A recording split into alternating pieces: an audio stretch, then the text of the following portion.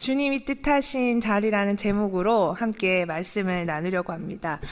교회의 귀한 섬김과 사랑으로 지난주 컨퍼런스를 은혜 가운데 잘 다녀왔습니다. 제가 지역 감정을 조정하고 싶진 않지만 뉴욕 사람들이 듣는 가장 많은 말 중에 하나가 바로 여유가 없다, 바쁘다, 얼굴이 경직돼 있다, 이런 말들을 많이 듣게 되는데요.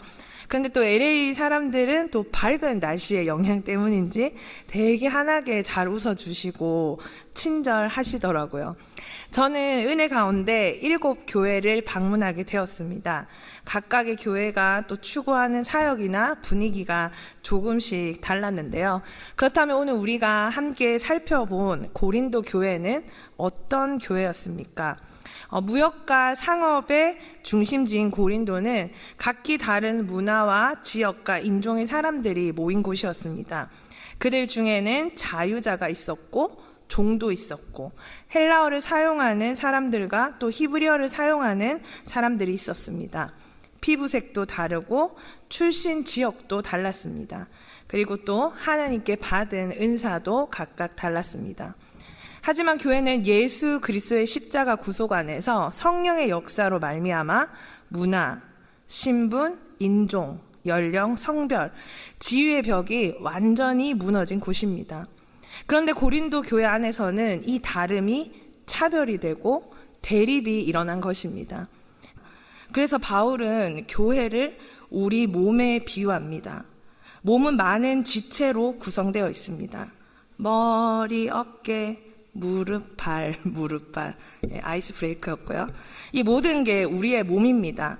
마찬가지로 그리스도의 몸인 교회에도 많은 지체가 있습니다. 그래서 오늘 본문 말씀을 통해서 그리스도의 몸된 교회를 말씀 안에서 깨닫는 귀하고 소중한 시간이 되기를 주님의 이름으로 축복합니다.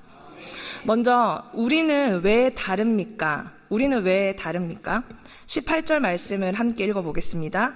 그러나 이제 하나님이 그 원하시는 대로 지체를 각각 몸에 두셨으니, 하나님께서 원하시는 대로 지체를 각각 몸에 두셨다. 하나님이 정하신 것입니다. 하나님이 원하시는 자리에 하나님의 뜻대로 두신 자리라는 것입니다. 바울은 공동체 가운데 다양한 지체들이 존재하는 이유가 바로 하나님이라는 점을 강조하고 있습니다. 마치 하나님이 사람의 몸을 다양한 지체로 구성하여 만드신 것처럼 우리 서로 다른 지체들은 하나님의 완벽한 디자인에 의해서 배치된 것이라는 것입니다. 바울은 몸이 그 지체와 더불어 다양성과 통일성의 완벽한 조화를 이루도록 의도하시니가 그 누구도 아닌 바로 하나님이라는 사실을 말하는 것입니다. 발이 이르되 나는 손이 아니니, 귀가 이르되 나는 눈이 아니니 라는 불평과 불만이 얼마나 어리석은 것임을 알려주는 것입니다. 하나님은 그분 뜻에 따라 한 몸인 교회 안에 다양한 지체를 두셨습니다.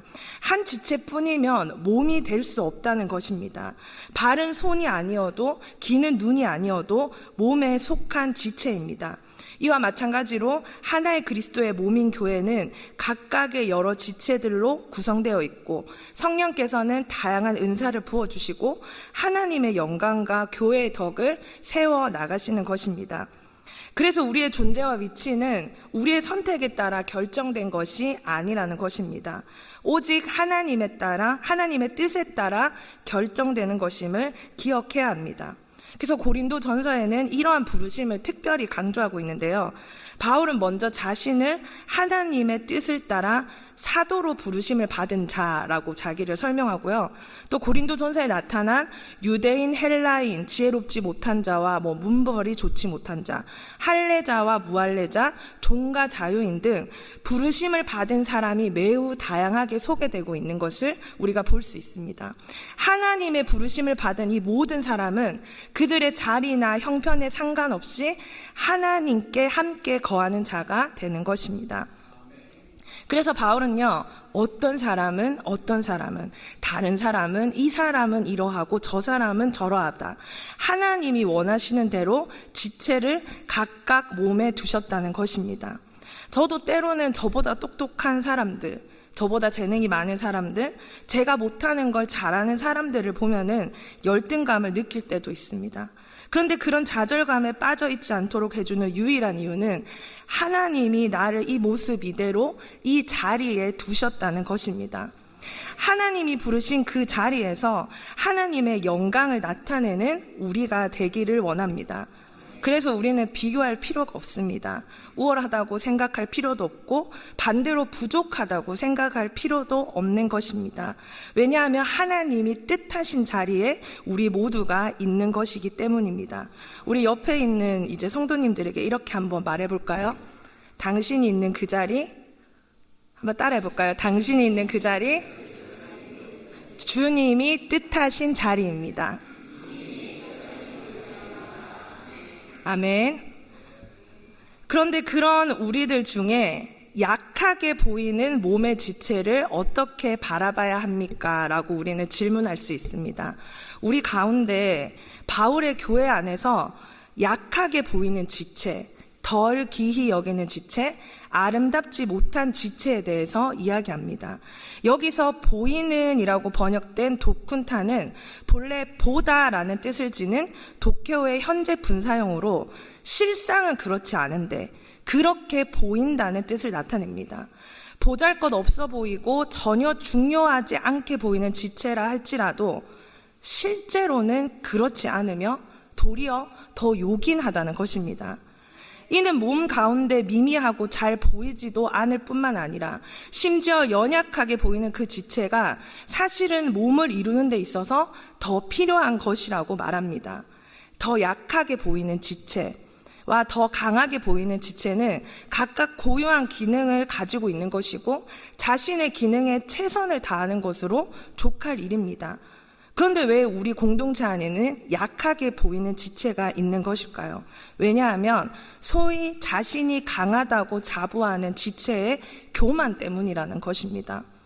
바울은 교회 안에 속해 있는 자들의 교만을 책망하고 있습니다. 왜냐하면 하나님께서는 연약하게 보이는 자, 부족한 자를 존귀하게 대하신다는 것입니다. 사실 고린도 교인들 또한 이방인으로 있을 때 우상에게 끌려다니는 그런 자였습니다. 하나님께서 그런 자들을 성도로 부르셨음에도 불구하고 자신들의 배경과 출신의 우월함을 주장하면서 서로 분쟁한 것입니다.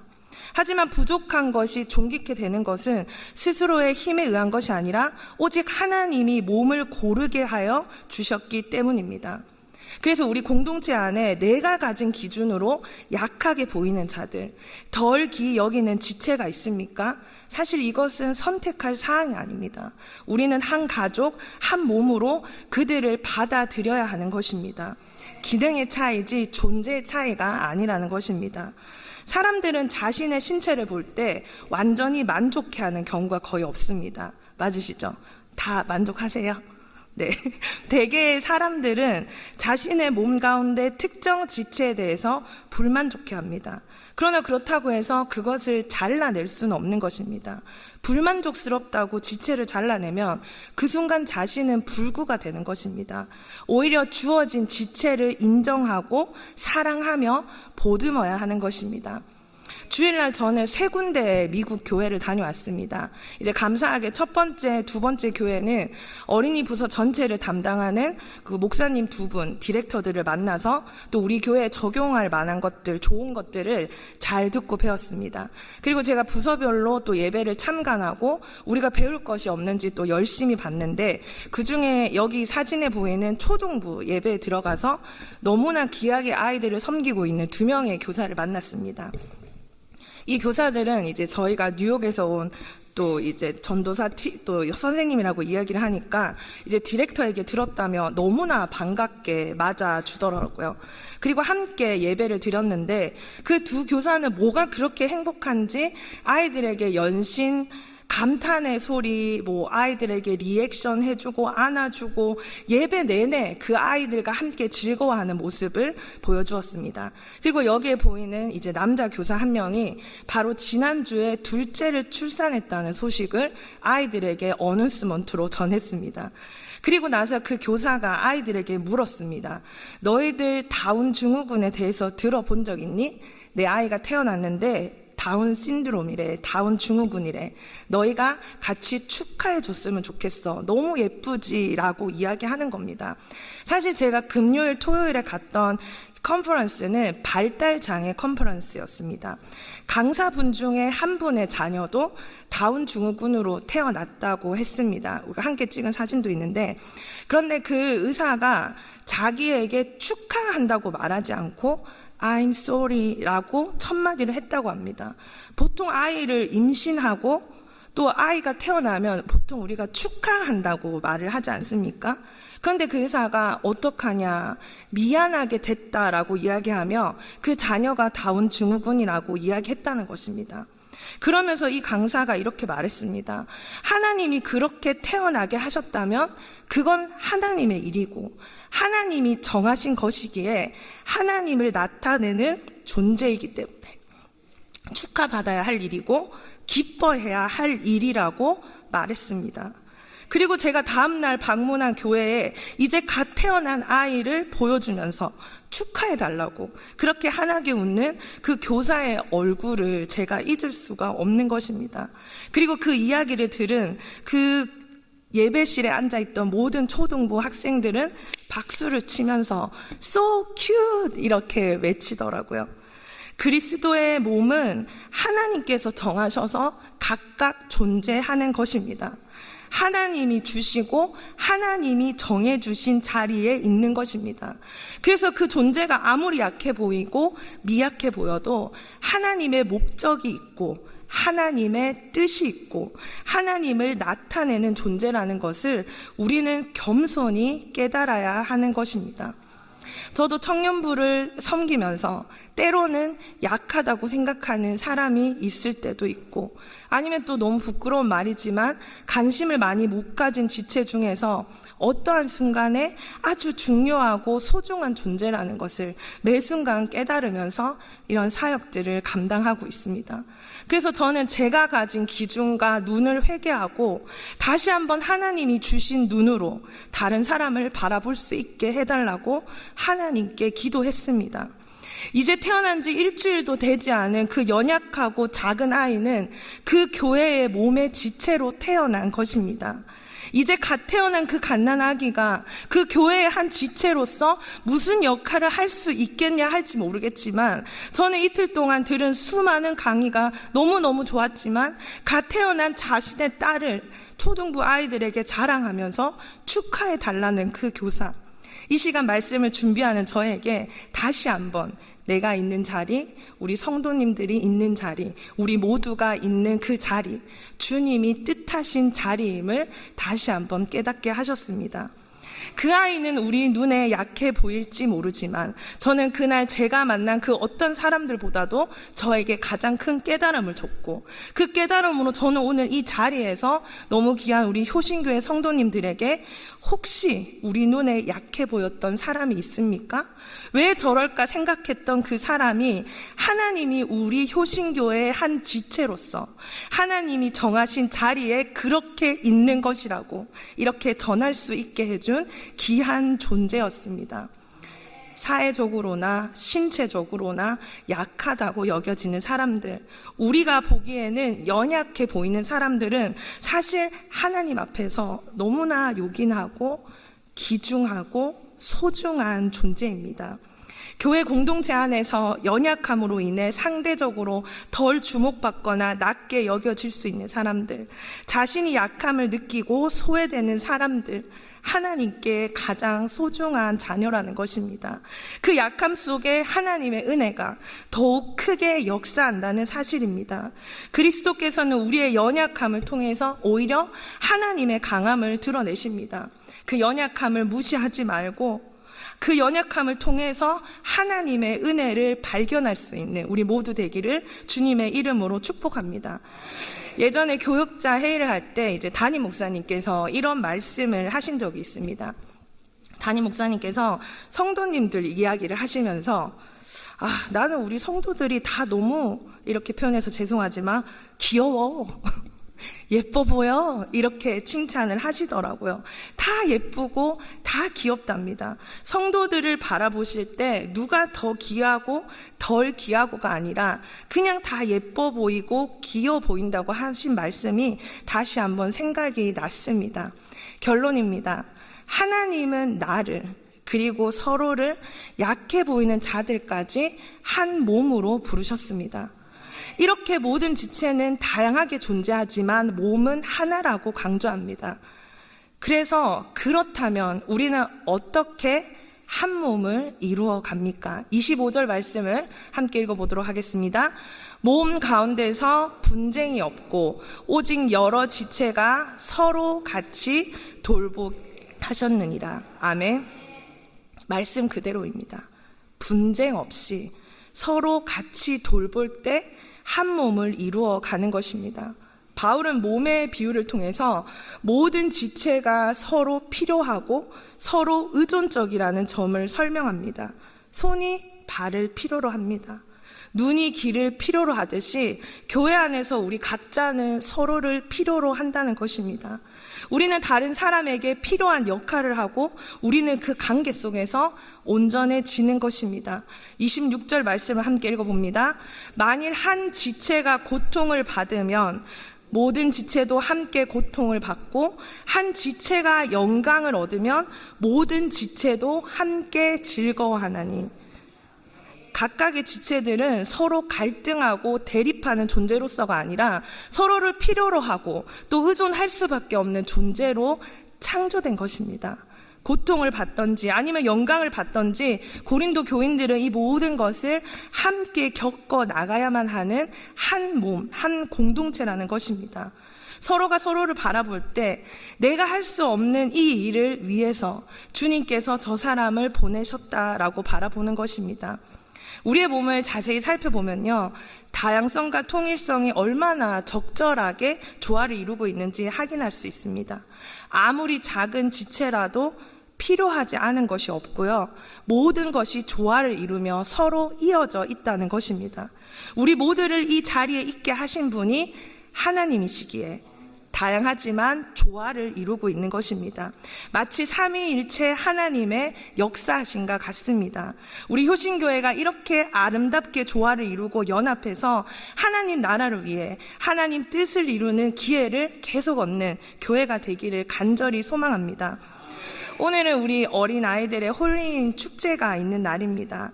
항상 저희 교회 성도님들이 아이들을 사랑해 주시는 모습에 저는 감동을 받을 때가 많은데요.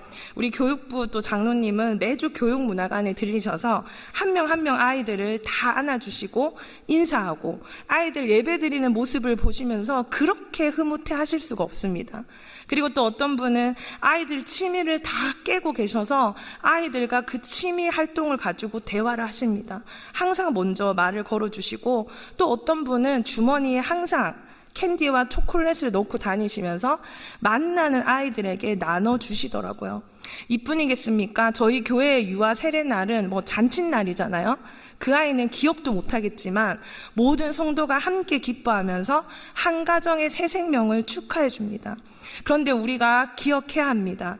우리가 사랑만 주는 존재들이 아니라, 그냥 귀여운 애들이 아니라, 그들은 하나님이 정하신 목적에 따라, 하나님의 뜻에 따라 우리 교회의 한 몸을 이루는 한 지체로 하나님이 하시는 일을 보여주는 놀라운 존재라는 사실을 기억하시기 원합니다. 그리고 나아가서 우리 교회의 한 사람 한 사람을 한번 생각해 보시다. 그 한 사람 한 사람이 얼마나 소중한 존재입니까? 그 권사님 없었으면, 그 장로님, 그 집사님 없었으면 우리가 지금 이 자리에서 이렇게 섬길 수 없다는 것입니다. 서로를 돌아보아 서로를 기히 여기고 서로를 돌볼 때 그것이 교회에게 유익이 될 것입니다. 그렇게 우리는 하나님의 교회로서 아름답게 지어져 갈 것입니다. 주님의 몸된 교회는 다양한 기능과 역할이 필요합니다. 각각 머리, 어깨, 무릎, 발, 무릎발, 이 역할을 하는 성도님들이 필요합니다. 한 지체라도 없으면 주님의 몸된 교회는 불과 같이 된다는 것입니다. 그래서 지체가 몸에서 분리되면 생명을 잃게 되는 것처럼 그들의 기능은 아무짝에도 쓸모없게 되는 것입니다. 머리이신 주님을 위해 자신의 기능을 사용하고 또 한 몸에 붙어 있는 다른 지체를 위해서 자신의 역할을 다해야 합니다. 우리가 보는 것이 아니라 하나님이 보시는 눈으로 나를 바라보고 서로를 바라보셔야 하는 것입니다. 우리가 이런 말씀을 들을 때 그분 중요하지, 그분 참 소중하지 라고 생각하는데 사실 가장 중요한 거는 바로 나 자신입니다. 하나님은 여러분이 있는 그 자리, 나는 미약한 것 같고 나는 연약한 것 같고 나는 부족한 것 같지만 하나님은 각자에게 자리를 주셨고 다른 분들에게 자리를 주신 것처럼 나에게도 이 자리를 주셨습니다. 내가 여기 있는 이유는 하나님의 목적을 나타내는 것이고 주님이 뜻하신 자리이며 하나님의 영광을 나타내는 존재로 한 사람 한 사람 쓰임받기를 주님의 이름으로 축복합니다.